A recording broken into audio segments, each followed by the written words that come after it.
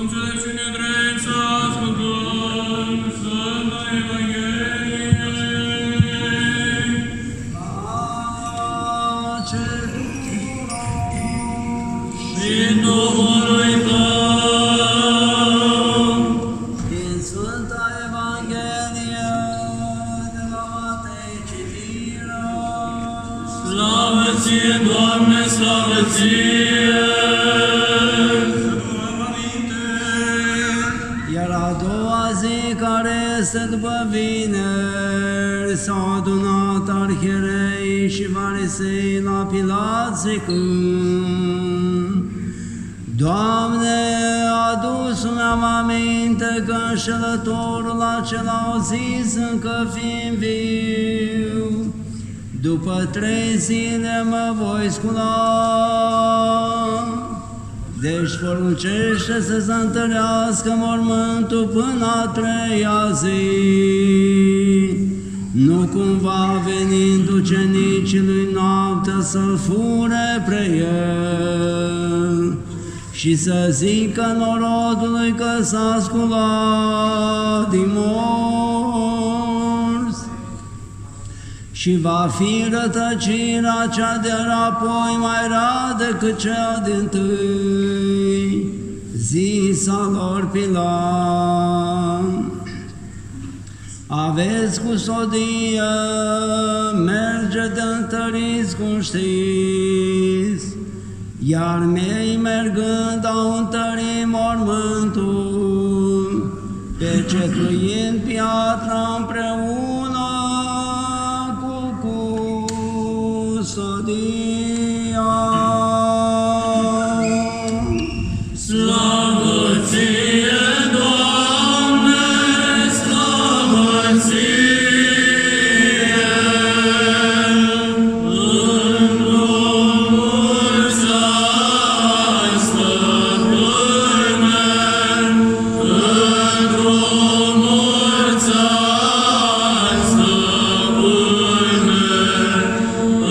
în drumul să-i stăpâne,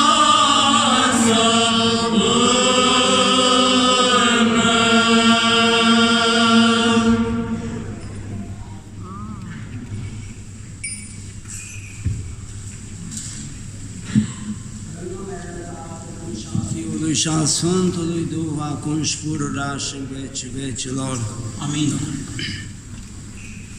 Iubiți credincioși, să ne închipuim diametral opus Adam și Eva în rai, în toată slava și porfirea, căruia a ascultat tot pământul, nimic nu duceau lipsă, le-a dat Dumnezeu totul la picioarele lor.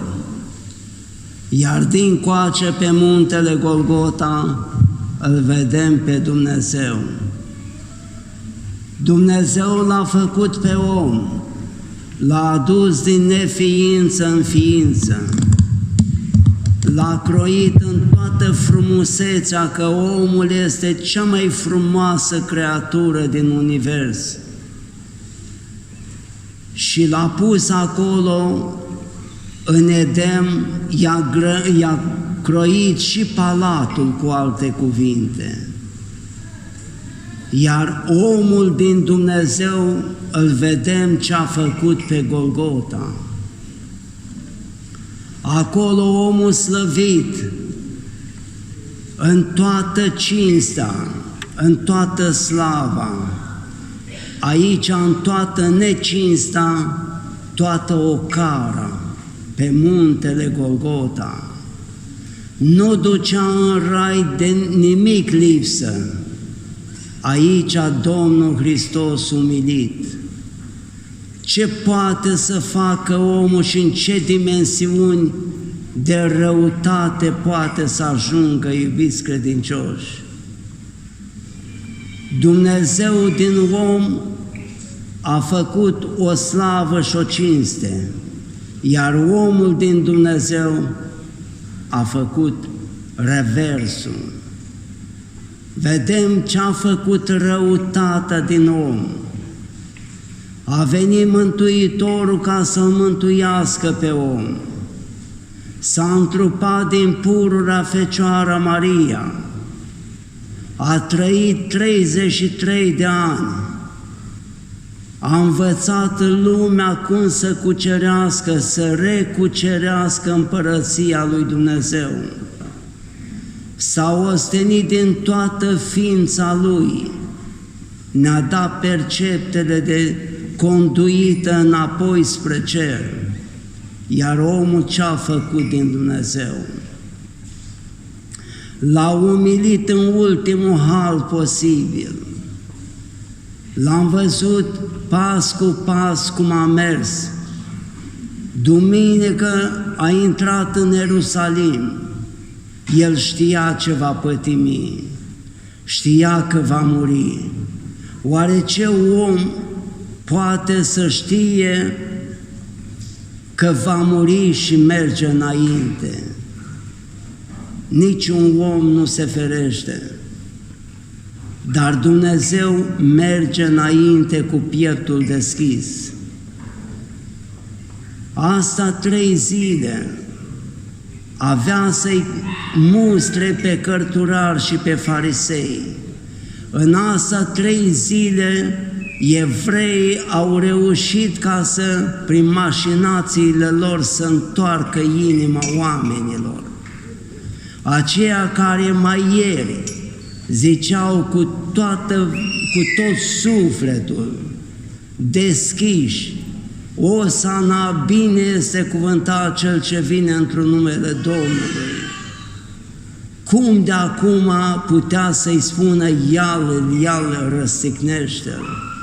Fără că numai că a fost o mașinație, o mișcare a cărturarilor, a fariseilor, a corifeilor sinagogii.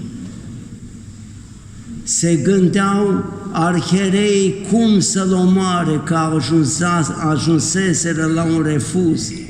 Nu mai putea păcatul din ei să-l sufere pe Domnul. Păcatul întotdeauna când dospește în om se aruncă spre Dumnezeu. Aici era Dumnezeu și om și Dumnezeu. A venit Mântuitorul cu dumnezeirea în el ascunsă. De așa natură a venit ca să-l înșele și pe diavolul. Diavolul căuta să afle dacă cumva este Hristos. El știa că trebuie să vină Mesia. Avea acces la prorocii și știa încă de când a fost făcută lumea că Dumnezeu va trimite un mângâietor, dar nu știa când va veni. Știa că va veni dintr-o fecioară. Din această cauză toate fecioarele erau stricate. În răutatea lui care îl stăpânea, le strica. Tocmai la Fecioara Maria n-a avut acces. A văzut că este ceva deosebit de celelalte și prin logodna care a făcut-o cu Iosif, aici a pierdut diavolul. L-a născut pe Hristos, l-am văzut când s-a botezat, cum l-a ispitit diavolul de 3 ori. De ești tu Fiul lui Dumnezeu, fă pietrele acestea pâini. Era după 40 de zile de post și n-a reușit să prindă diavolul că acesta este Hristos. A venit pe urma, a cules apostolii din lume, mergea și făcea minuni cutremurătoare în toată Iudeea, Galileea, a mers până în Liban, a mers în Ierusalim, peste tot unde mergea Mântuitorul vindeca și spunea cuvântul lui de mântuire. Apostolii nu pricepeau, că nu aveau mintea deschisă spre cer, nu venise Duhul Sfânt. Dar, după ce a coborât Duhul Sfânt la Cincizecime, li s-au deschis mintea și apoi au început ei să pună cuvânt cu cuvânt ce a vorbit Mântuitorul. Vedeți, iubiți credincioși, cum a venit Domnul Hristos pe pământ, s-a jertfit pentru noi oamenii, numai și numai ca să ne mântuiască. Cum am spus de multe ori, a venit ca un milostiv, a venit bun, a venit blând, a venit pe o mânz de asină, s-a lăsat jertfit pe crucea Golgotei. Moartea cea mai grea, care era atunci, în timpul acela, care era cu vreo 100 de ani înainte de a veni Mântuitorul, era introdusă în poporul roman. Și fiindcă iudeii erau sub comenduirea poporului roman, că erau cuceriți de romani, a adus și moartea aceasta. Când s-a dat sentința de moarte a Mântuitorului, a căutat să-i dea cea mai groaznică moarte, moartea pe cruce. Și apoi ei s-au gândit că aveau în practicalele lor, sâmbăta era Paștele și nu aveau voie ca să fie mort pe cruce, viu pe cruce. Oare moartea pe cruce este groaznică, durează zile întregi, omul se moare de inaniție, vin păsările cerului, îi mușcă ochii, îi mănâncă ochii, îi mușcă fața. Din această cauză i-au dat sentința cea mai groaznică. Și apoi s-au adus aminte nebunii că noi n-avem voie prin legea lui Moise la Paști să fie mort pe cruce. Și a trimis ca să sfărâme picioarele, ca din durerea aceea groaznică să le înceteze inima. Și s-au dus soldații cu baroase ca să sfărâme picioarele, dar la Domnul Hristos era mort deja și nu i-a mai sfărâmat picioarele. Atâta orbire au putut să aibă oamenii aceia, n-au putut pricepe minunile care s-au făcut la moartea Mântuitorului. S-a întunecat pământul 3 ceasuri, dar n-au priceput. Ei au mai văzut eclipse de lună, de soare, dar o eclipsă nu ține 3 ceasuri. Și acum, cu tehnologia aceasta, au căutat ca să vadă, că pot și anticipat să vadă eclipsele. Dacă a fost cumva o eclipsă atunci, nici vorbă de așa ceva. Soarele și-a ascuns razele, luna era plină, că era Paștele evreiesc. Și ei numai la lună plină a lui martie, și acum este luna lui martie pe cer, e în descreștere. Deci așa a lucrat Dumnezeu ca El să fie răstignit, omorât tocmai la Paști. A murit atunci și a plecat sufletul în iad. Dumnezeirea din Iisus Hristos, după ce a murit, a plecat în iad, că după legământul lui Adam și a Satanei, tot omul care murea mergea în iad, iar el era om și Dumnezeu. Și fiindcă a fost om, trebuia să meargă după lege în iad, când și-a dat Domnul Hristos sufletul pe cruce și a zis săvârșitul s-a, atunci s-au trezit diavolii că acesta este Fiul lui Dumnezeu. Dar înainte de a ajunge în iad, l-a cunoscut pe pământ, Loghi însutașul când l-a înțepat cu sulița în coastă, să vadă dacă a murit, să nu-i mai zdrobească picioarele. Și a ieșit sânge și apă, care era semnul morții Domnului. Și în felul acesta a spus, acesta este cu adevărat Fiul lui Dumnezeu. Iubiți credincioși, atât de multe minuni s-au făcut atunci, atâta de mărețe s-au făcut ca să priceapă oamenii și ei au rămas muți.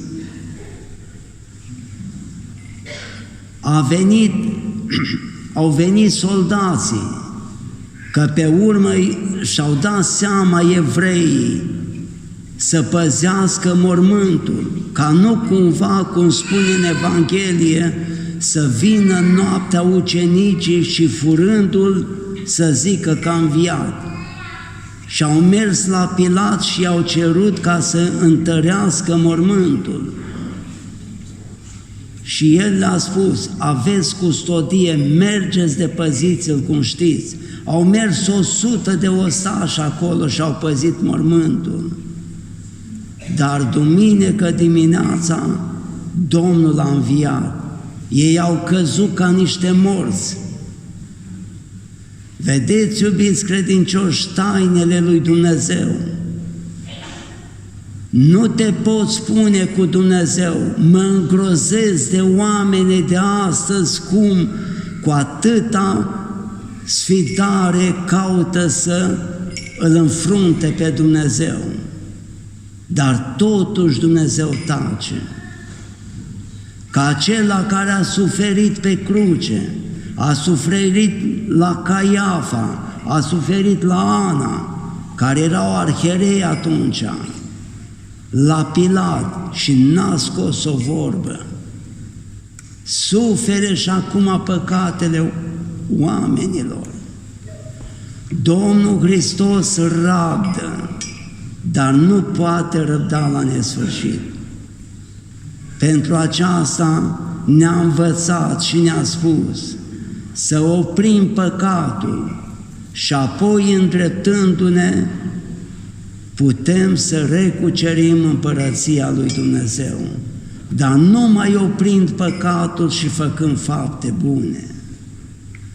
Iubiți credincioși, atâta de măreață este ziua aceasta, că a murit Domnul Hristos pe cruce și apoi a mers în iad 33 de ceasuri.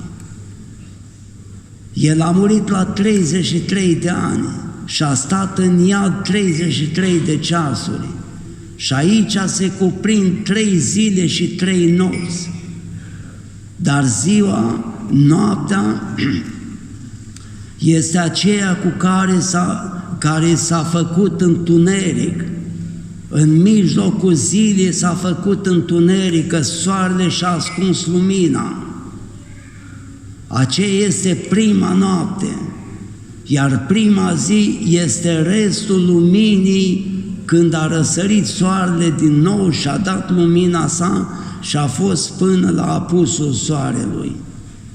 Apoi a fost a doua noapte, vineri spre sâmbătă, și a doua zi a fost sâmbăta, când jidanii păstrau Paștele. A treia noapte a fost sâmbătă spre duminică și duminică a înviat Domnul Hristos dimineață până la răsăritul soarelui. Toate au fost prorocite, toate au fost atâta de minuțios spuse încă din veacuri, ca să înțeleagă omul, dar n-a înțeles. Tocmai evreii care erau știau buchea cărții și citeau în cărți, știau Scripturile, n-au vrut să-L înțeleagă. Că vedeți, este pilda aceea când a dat via stăpânul lucrătorilor și au omorât pe slugi când au venit să culeagă rodul. În cele din urmă și-a trimis pe unicul său fiu și a zis, dacă cumva îl vede, poate se vor rușina și nu-l vor omorâ. Iar ei ce-au zis? Să-l scoatem afară din vie și să-l omorâm ca să moștenim via. Această vie nu este altceva decât lumea. Primele slugi care trebuiau să lucreze via erau evreii, că lor li s-au dat, cum spune Apostolul Pavel, toate tainele lui Dumnezeu. Deci pentru aceasta evreii l-au răstignit și Dumnezeu, că ei știau, după minunile care le-a făcut Dumnezeu din Iisus Hristos, știau că e și Dumnezeu, dar nu spuneau nimic. Ca să moștenească via, o au acum, au tot pământul, este al lor și îl așteaptă pe Mesia. Bat din palme să vină Mesia, sunt ca nebuni astăzi să vină Mesia, dar Mesia lor este Antichrist. Când va veni Antichrist, va cuceri toată lumea. Iubiți credincioși, eu vă mulțumesc mult de tot, vă doresc tot ce este mai frumos și mă rog la Dumnezeu ca să ne ajute să facem și Sfânta Înviere. Să vă rugați și dumneavoastră în căminele dumneavoastră, ca să ne ajute tuturora să ne mai întâlnim și să-i serbăm Sfânta Înviere a Domnului nostru Iisus Hristos, căreia se cuvine slava și cinsta în vecii vecilor. Amin.